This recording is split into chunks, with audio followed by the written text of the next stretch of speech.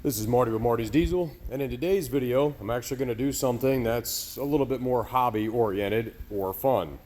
What I'm going to do is adjust the actual limbs, the axles on the limbs, on the outer limbs here of the Vader Bow. Mr. Steve called me on the phone tonight after hours on Friday to let me know what I needed to do in order to do this. Now, he had mentioned that you take a little ratchet strap and you go from here to here in order to compress the inner part of the bow down so that you can adjust the axles right here.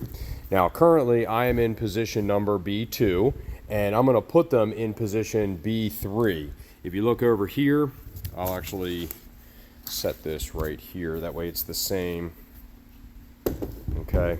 So starting from the outside edge right here, B6, B5, B4, B3, B2.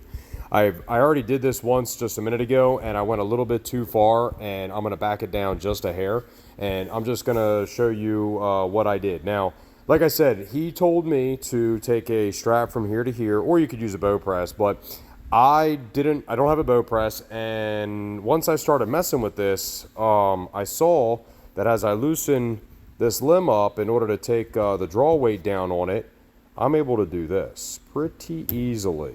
So I've got something that I'm going to do there.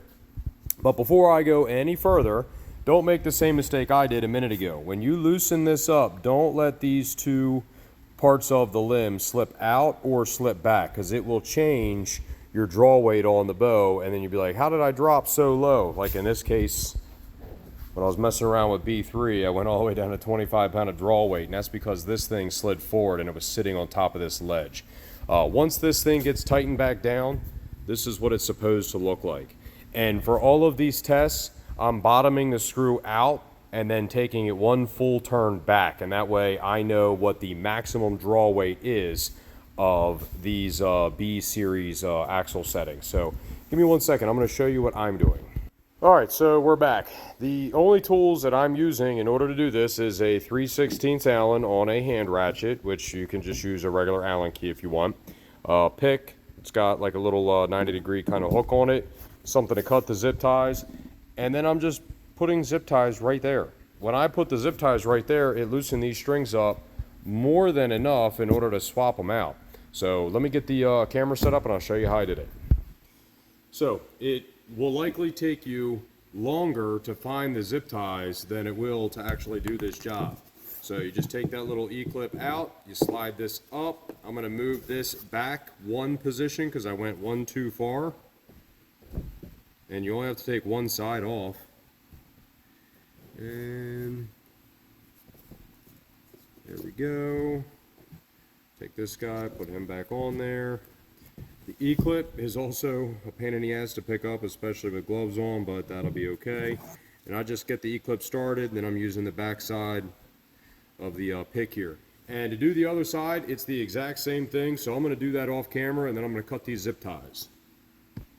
Alright, and got both sides done. Just going to reach in here and cut this off. Okay. And now I'm going to take the 3/16 Allen, and I'm going to go right in here, and I'm going to tighten these down all the way, and then I'll back them out one full turn, and then I'll go put them on a scale.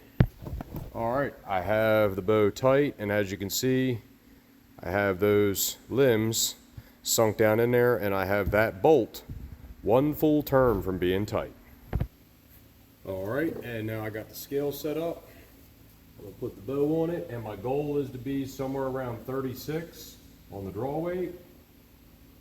And we ended up at 37, 37, 37. So, because I ended up right about where I wanted to be at 36, I can turn this bow down just a little bit, but 36 is going to be right about what I want for what I'm doing. So, hopefully this video will help somebody else who wants to do the same thing.